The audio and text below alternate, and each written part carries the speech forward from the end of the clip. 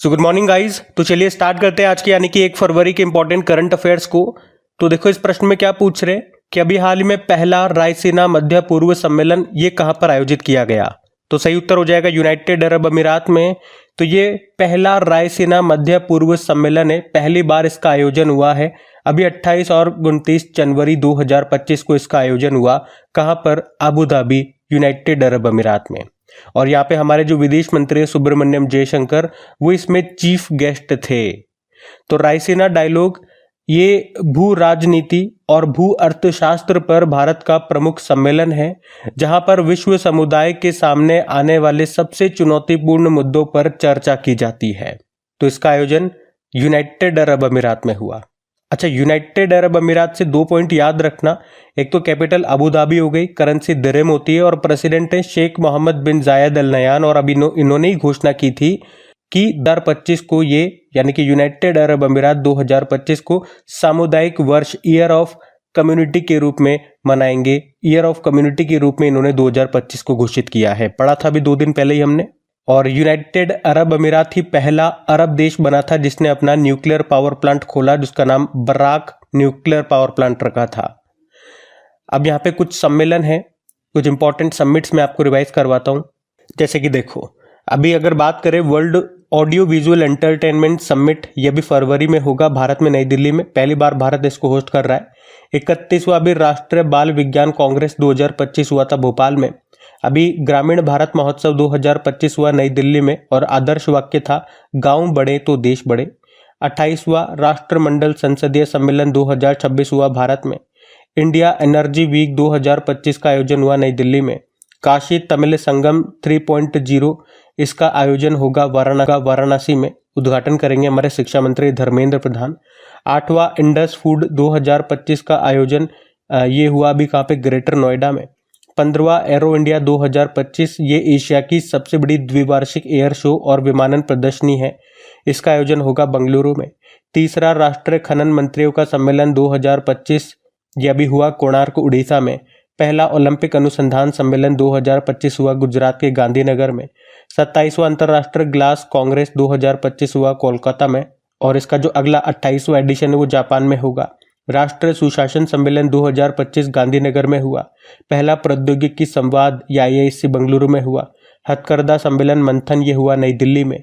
और राष्ट्रीय जनजातीय स्वास्थ्य सम्मेलन 2025 ये भी नई दिल्ली में हुआ था। तो यहाँ पे 15 इंपॉर्टेंट सम्मेलन से संबंधित प्रश्न हमने देखे। और आज वाला याद रखना, पहला रायसीना मध्य पूर्व सम्मेलन कहाँ पर हुआ? यूनाइटेड अरब अमीरात के अबू धाबी में। ठीक है, अगला प्रश्न देखते हैं। फिर अगले में पूछ रहे हैं कि अभी हाल ही में किसे BCCI life time achievement award से सम्मानित किया गया। तो आंसर होगा सचिन तेंदुलकर को। तो हमारे पूर्व भारतीय खिलाड़ी, गॉड ऑफ क्रिकेट के नाम से जाने जाने वाले सचिन तेंदुलकर को BCCI के लाइफ टाइम अचीवमेंट अवार्ड से सम्मानित किया जाएगा। आपको बता दूं, सचिन तेंदुलकर के नाम टेस्ट और वनडे इतिहास में सर्वाधिक रन बनाने का रिकॉर्ड है। और आपको याद होगा अभी दिसंबर की बात है, मेलबर्न क्रिकेट क्लब के मानद सदस्य बने थे सचिन तेंदुलकर। उससे पहले सेवलॉन इंडिया ने सचिन तेंदुलकर को दुनिया का पहला हैंड एम्बेसडर भी बनाया था। और उससे पहले इलेक्शन कमीशन ने, हमने देखा चुनाव आयोग ने उन्हें अपना ब्रांड एम्बेसडर बनाया था। अच्छा, इनको भारत का सर्वोच्च सम्मान भारत रत्न कब मिला था? 2014 में। और खास बात क्या है, भारत रत्न पाने वाले ये एकमात्र खिलाड़ी है। खेल रत्न पुरस्कार 1997 में, अर्जुन पुरस्कार 1994 में इनको मिल चुका है। इनकी ऑटोबायोग्राफी है प्लेइंग इट माई वे। बाकी BCCI की बात करें, BCCI मतलब होता है board of control for cricket in India. स्थापना होती है 1928 में।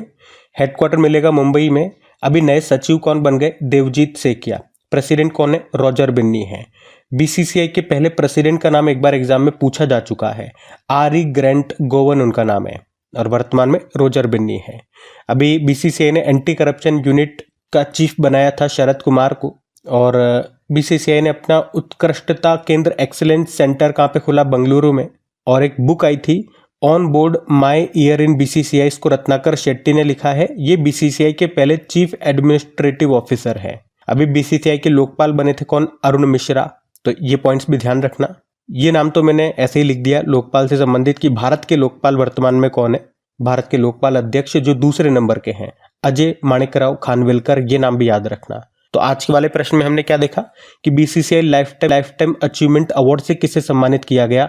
सचिन तेंदुलकर को। अच्छा, इसी तरह का अगर एक प्रश्न मैं आपसे पूछ लूं, ये आपके लिए होमवर्क प्रश्न है कि अभी पद्म पाणि लाइफ टाइम अचीवमेंट अवार्ड 2025 से किसे सम्मानित किया गया था? अभी जनवरी वाले महीने में ही हमने पढ़ा था। आप बताइएगा इसका उत्तर क्या होगा। हम अगला प्रश्न देखते हैं। फिर अगले में क्या पूछ रहे हैं, अभी हाल ही में हाइड्रोजन ट्रांसपोर्ट पाइप विकसित करने वाली भारत की पहली कंपनी कौन सी बन गई है? तो आंसर होगा टाटा स्टील।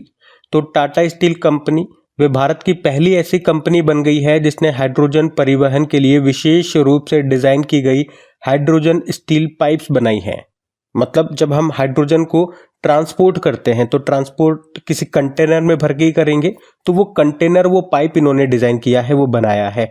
तो इन हाइड्रोजन कंप्लायंट पाइप्स का विकास भारत के राष्ट्रीय हाइड्रोजन मिशन में एक महत्वपूर्ण योगदान होगा, जिसका उद्देश्य क्या है? मतलब ये हमारा जो हाइड्रोजन मिशन है, इसका उद्देश्य क्या है? भारत को ग्रीन हाइड्रोजन उत्पादन और निर्यात के लिए वैश्विक हब के रूप में स्थापित करना, और भारत का लक्ष्य भी है 2030 तक हर साल कम से कम 5 million metric ton green hydrogen का उत्पादन करना। अब मैं हाइड्रोजन से ही संबंधित कुछ और करंट अफेयर्स जो हमने पढ़े हैं वो आपको रिवाइज करवाने वाला हूं, लेकिन उससे पहले टाटा स्टील की हम बात कर लेते हैं। टाटा स्टील, इसकी स्थापना 2007 में, अभी मुख्यालय आपको मिलेगा मुंबई में और एमडी सीईओ टीवी नरेंद्रन है। अब जैसा कि मैंने कहा कि हाइड्रोजन से और क्या क्या प्रश्न बने हैं, बहुत सारे प्रश्न आपने करंट अफेयर्स में पढ़े होंगे ना। अब मैं आपको रिवाइज कराता हूं। देखो, पूरे साल, 2 साल में, 1.5 साल में जो भी प्रश्न है वो सब आ जाएंगे इसमें। तो एक याद रखना, हाइड्रोजन से चलने वाली भारत की पहली कार आई थी, उसका नाम मिराई है, टोयोटा की कार है। देश का पहला हाइड्रोजन ईंधन उद्योग स्थापित होगा झारखंड के जमशेदपुर में। भारत की पहली हाइड्रोजन से चलने वाली ट्रेन ये शुरू होगी हरियाणा में, इसका नाम वंदे मेट्रो होगा। विश्व का पहला लिक्विड हाइड्रोजन फेरी ये नॉर्वे में शुरू हुआ। भारत का पहला hydrogen internal combustion engine H2 ये ट्रक बनाया रिलायंस ने।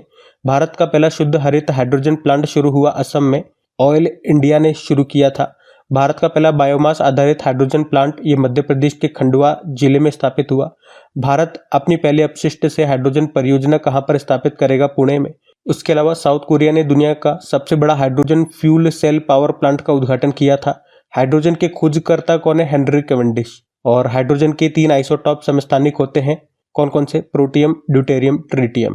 प्रोटियम मतलब 1H1, ड्यूटेरियम 1H2 और ट्रिटियम 1H3। भारत का सबसे बड़ा हरित हाइड्रोजन उत्पादन केंद्र कहां पर स्थापित किया गया? विशाखापत्तनम में। तमिलनाडु के थूथुकुडी में भारत की पहली हाइड्रोजन फेरी का उद्घाटन किया था मोदी जी ने।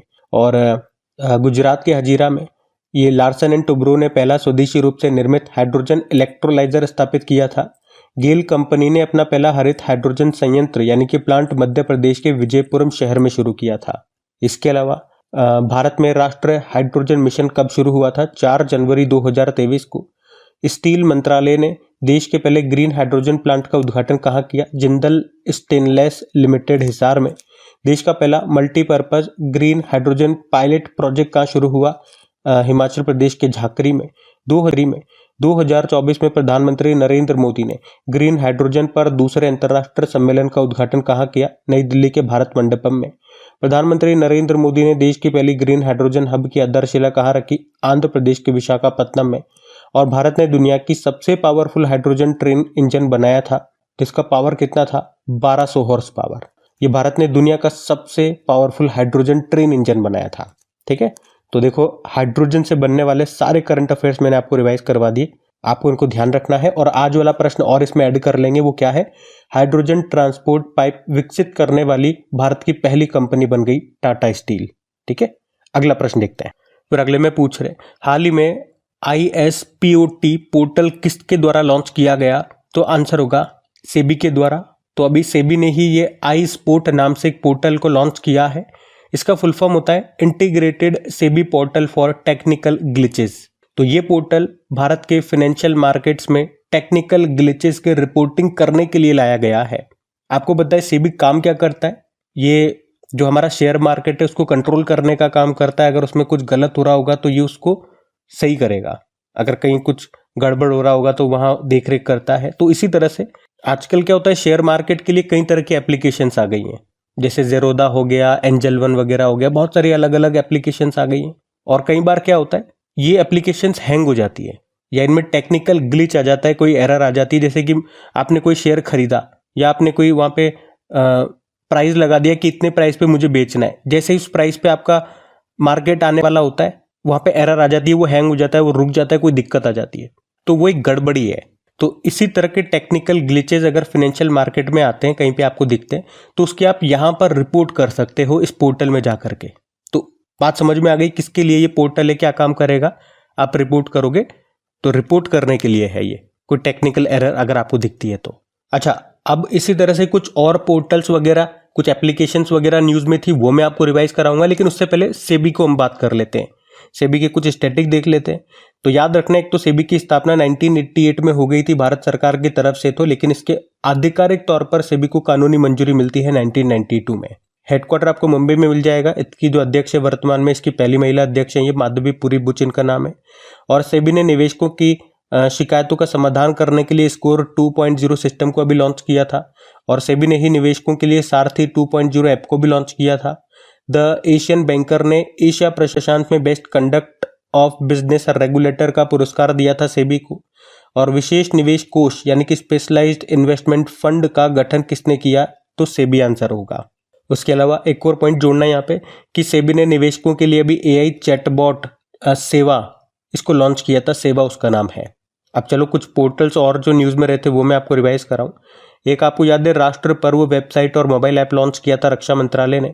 गुजरात सरकार ने भाषा संबंधी बाधाओं को दूर करने के लिए स्वर नाम से एक प्लेटफॉर्म लॉन्च किया था। स्वर मतलब होता है speech and written analysis resource.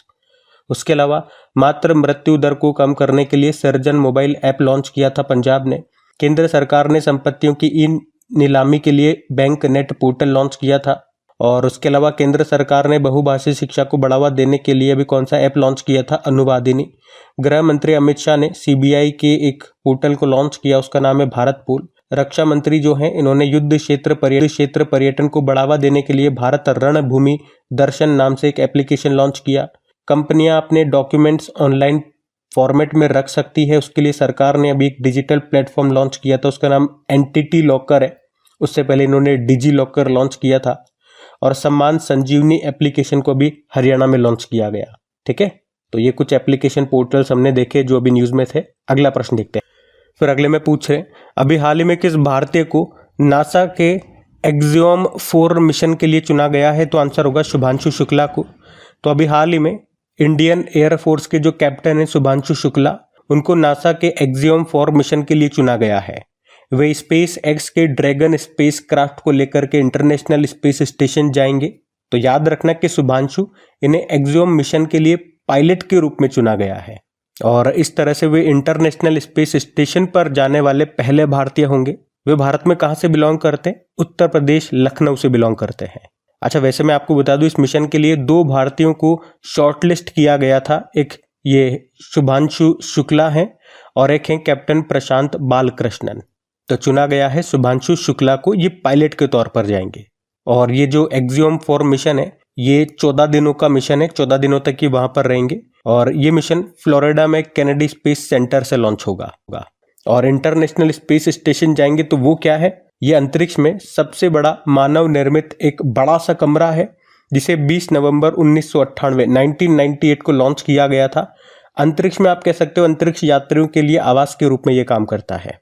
अच्छा, इसी तरह से आज मैं आपको नासा के कुछ और मिशन जो न्यूज़ में थे वो आपको रिवाइज करवाता हूँ। देखो, एक पेस मिशन आपको याद होगा, नासा ने इसको ओशन और एटमॉस्फेयर की स्टडी के लिए लॉन्च किया।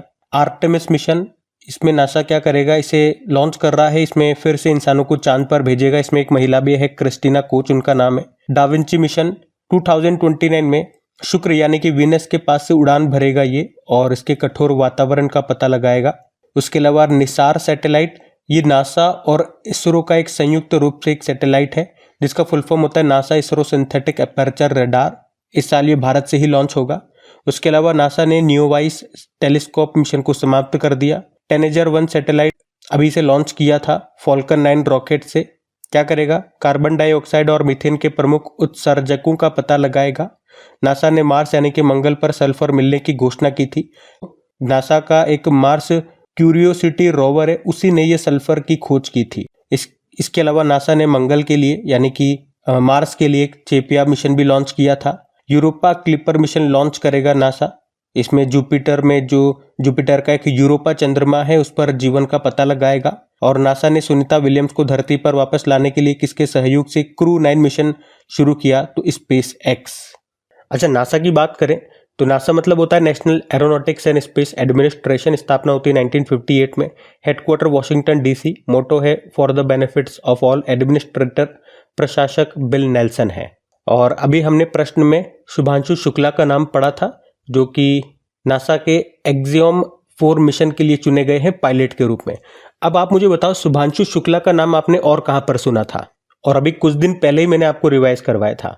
गगनयान मिशन याद करो, भारत का जो पहला मानव युक्त अंतरिक्ष मिशन है, उसमें हमने पढ़ा था 4 भारतीयों को भी उसके लिए चुना गया है। 3 भारतीय वैसे जाएंगे, लेकिन चुना अभी 4 को गया है। उसमें एक शुभांशु शुक्ला भी है। बाकी 3 और कौन कौन है? प्रशांत बालकृष्णन नायर, अजीत कृष्णन और अंगद प्रताप। ठीक है, तो शुभांशु शुक्ला का नाम ये 2 बार अब आपने पढ़ लिया, तो ध्यान में रखना, एग्जाम में आ गया इस तरह का प्रश्न तो राइट करना। हम अगला प्रश्न फिर अगले में पूछ रहे, अभी हाल ही में IBA बैंकिंग टेक्नोलॉजी अवार्ड्स में किस बैंक ने लगातार दूसरी बार 7 श्रेणियों में पुरस्कार जीते? तो आंसर होगा सिटी यूनियन बैंक। तो अभी 20वें वार्षिक बैंकिंग टेक्नोलॉजी सम्मेलन एक्सपो और सम्मान समारोह 2024 का आयोजन किया गया। कहाँ पे? मुंबई, महाराष्ट्र में। किसने किया आयोजन? IBA यानी कि इंडियन बैंकिंग एसोसिएशन, भारतीय बैंक संघ ने। और अभी यहीं पर सिटी यूनियन बैंक और बैंक ऑफ महाराष्ट्र ने सभी 7 श्रेणियों में 7 कैटेगरीज में यहाँ पर पुरस्कार जीते, जबकि कर्नाटक बैंक ने 6 कैटेगरी में पुरस्कार जीते। और सिटी यूनियन बैंक ने लगातार दूसरे साल सभी 7 श्रेणियों में पुरस्कार जीते। तो यही हमारा प्रश्न था कि अभी IBA बैंकिंग टेक्नोलॉजी अवार्ड्स में किस बैंक ने लगातार दूसरी बार 7 कैटेगरीज में पुरस्कार जीते? तो आंसर सिटी यूनियन बैंक हो गया। बाकी इंडियन बैंकिंग एसोसिएशन, भारतीय बैंक संघ की बात करें तो स्थापना होती है 1946 में। हेडक्वार्टर आपको मिलेगा मुंबई में और हेड है M वेंकट राव। अच्छा, बैंक से आपको याद आएगा, अभी केंद्र सरकार ने संपत्तियों की ई नीलामी के लिए अभी एक पोर्टल लॉन्च किया था। क्या नाम है? Bank net. उसके अलावा अभी ग्लोबल डेटा की टॉप 25 वैश्विक बैंकों की सूची आई थी, उसमें 3 भारतीय बैंकों को शामिल किया गया। कौन कौन से हैं वो बैंक? SBI, HDFC बैंक और ICICI बैंक। और आपको याद होगा पिछले साल RBI ने कहा था कि हमारे बैंकिंग सेक्टर की रीढ़ की हड्डी है, ये सबसे इंपॉर्टेंट बैंक है ये तीनों के तीनों। ध्यान रखना ये भी। अगला प्रश्न देखते हैं। फिर अगले में पूछ रहे, अभी हाल ही में स्वीकृत राष्ट्रीय महत्वपूर्ण खनिज मिशन की अवधि क्या है? तो आंसर होगा 7 साल। तो अभी भारत सरकार ने नेशनल क्रिटिकल मिनरल मिशन को मंजूरी दे दी है, जिसका उद्देश्य है भारत के भीतर इन खनिजों यानी कि मिनरल्स की खोज को प्रोत्साहित करना और भारतीय कंपनियों को देश के बाहर खनिज ब्लॉक हासिल करने के लिए प्रोत्साहित करके देश को महत्वपूर्ण खनिजों में आत्मनिर्भर बनाना।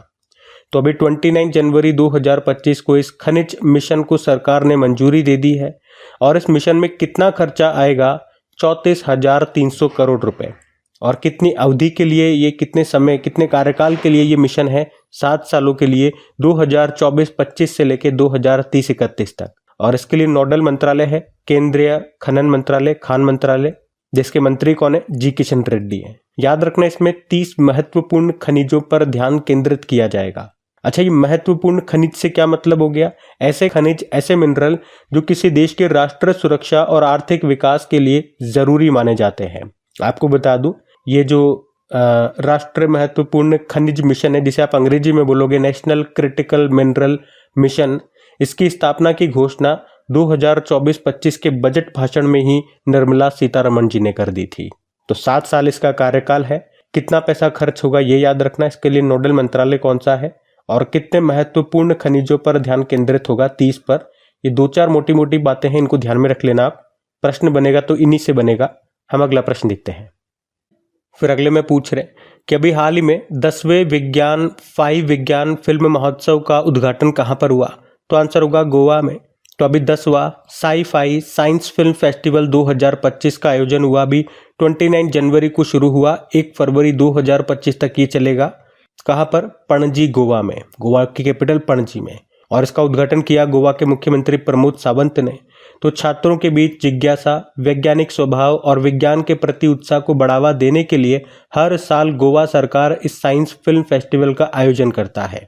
इस बार की थीम भी है, क्या है, हरित क्रांति, ग्रीन रिवॉल्यूशन। तो हमारे जो हरित क्रांति के जनक हैं डॉक्टर एम.एस. स्वामीनाथन जी, उन्हीं को श्रद्धांजलि देने के लिए इस बार ये थीम रखी गई है, हरित क्रांति। आप याद होगा एम.एस. स्वामीनाथन जी को पिछले साल 2024 में भारत रत्न मिला था। अच्छा, इसी तरह आपको याद होगा अभी जनवरी में ही 21वां थर्ड आई एशियन फेस्टिवल भी हुआ, कहाँ पे, मुंबई में।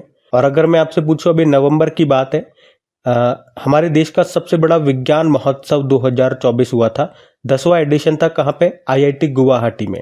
ये देश का सबसे बड़ा इंडिया इंटरनेशनल साइंस फेस्टिवल था। वैसे वर्ल्ड साइंस डे कब होता है, 10 नवंबर को होता है। और भारत में जो हम नेशनल साइंस डे मनाते हैं वो CV रमन जी के जो डिस्कवरी थी रमन इफेक्ट के लिए मनाते हैं 28 फरवरी को। ठीक है, तो ये भी ध्यान में रखना। अगला प्रश्न देखते हैं। फिर अगले में पूछ रहे हैं, अभी हाल ही में कौन सा देश यूरो ड्रोन कार्यक्रम में शामिल हुआ? तो आंसर होगा भारत। तो अभी भारत या आधिकारिक तौर पर media altitude long endurance remotely piloted aircraft system, या इसे आप कह दो यूरो ड्रोन प्रोग्राम, इसमें पर्यवेक्षक ऑब्जर्वर कंट्री के रूप में भारत शामिल हो गया है।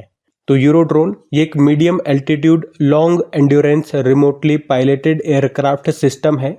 इसे मुख्य रूप से यूरोपीय रक्षा और सुरक्षा आवश्यकताओं को पूरा करने के लिए विकसित किया जा रहा है। तो ये एक ड्रोन आधारित निगरानी प्रणाली है। तो ये जो यूरो ड्रोन कार्यक्रम है ना, ये यूरोप के 4 प्रमुख देशों जर्मनी, फ्रांस, इटली और स्पेन की ये एक संयुक्त पहल है। और इसमें अभी पर्यवेक्षक देश ऑब्जर्वर कंट्री के रूप में शामिल हो गया कौन सा? भारत देश। अच्छा, अब यहाँ पे ड्रोन से ही संबंधित कुछ प्रश्न मैं आपको रिवाइज कराऊंगा, तो ध्यान से सुनना। आपको याद होगा IIT गुवाहाटी ने भारत का सबसे drone pilot training organisation launch किया था। गरुड़ एरोस्पेस ने सीमा गश्ती निगरानी ड्रोन लॉन्च किया जिसका नाम त्रिशूल है। IIT जम्मू ने sound based anti drone system develop किया। भारतीय नौसेना के लिए दृष्टि 10 स्टारलाइनर ड्रोन बनाया अडानी डिफेंस एंड एरोस्पेस ने। उसके अलावा भारत ड्रोन शक्ति 2023 का आयोजन उत्तर प्रदेश के गाजियाबाद में हुआ था। भारत ने विश्व के पहले AI संचालित एंटी ड्रोन सिस्टम को लॉन्च किया जिसका नाम इंद्रजाल है। इसको ग्रीन रोबोटिक्स कंपनी ने बनाया। भारत की पहली पुलिस ड्रोन यूनिट ये किस शहर में लॉन्च हुई? चेन्नई। भारत का पहला ड्रोन परीक्षण केंद्र कहाँ को लेगा? तमिलनाडु। प्रधानमंत्री नरेंद्र मोदी ने भारत के पहले किस यात्री ड्रोन का अनावरण किया? वरुण। ड्रोन नीति को मंजूरी देने वाला पहला राज्य बना था हिमाचल प्रदेश। स्वास्थ्य सेवा में ड्रोन लॉन्च करने वाला पहला राज्य बना उत्तराखंड। किस देश ने ड्रोन के आयात इंपोर्ट पर प्रतिबंध लगाया? तो भारत ने। नागरिक हवाई क्षेत्र में ड्रोन को अनुमति देने वाला पहला देश बना था कौन सा? इजराइल। और देश का पहला ड्रोन स्कूल ये ग्वालियर में खोला गया था, मध्य प्रदेश ग्वालियर में। भारत की पहली ड्रोन फॉरेंसिक लैब स्थापित की गई केरल में। उसके अलावा अभी भारत MQ-9B आर्म्ड ड्रोन ये भारत किस देश से खरीद रहा है? अमेरिका से। नागास्त्र 1 क्या है? आत्मघाती ड्रोन है और इसे नागपुर की सोलर इंडस्ट्रीज की इकोनॉमिक्स एक्सप्लोजिव लिमिटेड कंपनी ने बनाया। और भारतीय सेना ने ऊंचाई वाले क्षेत्रों के लिए हिम ड्रोन एथॉन 2 कार्यक्रम अभी शुरू किया था लद्दाख में। आग उगलने वाला हथियार ड्रैगन ड्रोन ये तैयार किया यूक्रेन ने। और झुंड ड्रोन हमले के खतरे का मुकाबला करने के लिए डिजाइन की गई स्वदेशी माइक्रो मिसाइल प्रणाली का नाम है भार्गवास्त्र। ठीक है, तो ड्रोन से संबंधित ये इंपॉर्टेंट प्रश्न मैंने यहाँ पे लिए, रिवाइज करवाए, ध्यान में रखना। अगला प्रश्न देखते हैं। फिर अगले में पूछ रहे हैं अभी हाल ही में शहीद दिवस कब मनाया गया? तो आंसर होगा 30 जनवरी को। तो हर साल 30 जनवरी को भारत में शहीद दिवस के रूप में मनाया जाता है। ये दिन महात्मा गांधी जी की पुण्यतिथि पर मनाया जाता है। आपको पता होगा 30 जनवरी 1948 को महात्मा गांधी जी बिरला भवन दिल्ली में प्रार्थना सभा के लिए जा रहे थे, तभी नाथूराम गोडसे ने उन पर गोली मार दी थी और उनकी हत्या कर दी थी। और वैसे इस बार महात्मा गांधी जी की कौन सी ये पुण्यतिथि है? 77 नंबर की पुण्यतिथि है। वैसे हम शहीद दिवस 2 बार मनाते हैं साल में। एक तो ये महात्मा गांधी जी की पुण्यतिथि को जो आपने कहा 30 जनवरी को होती है, उसके अलावा 23 मार्च को ही। क्या हुआ था 23 मार्च को?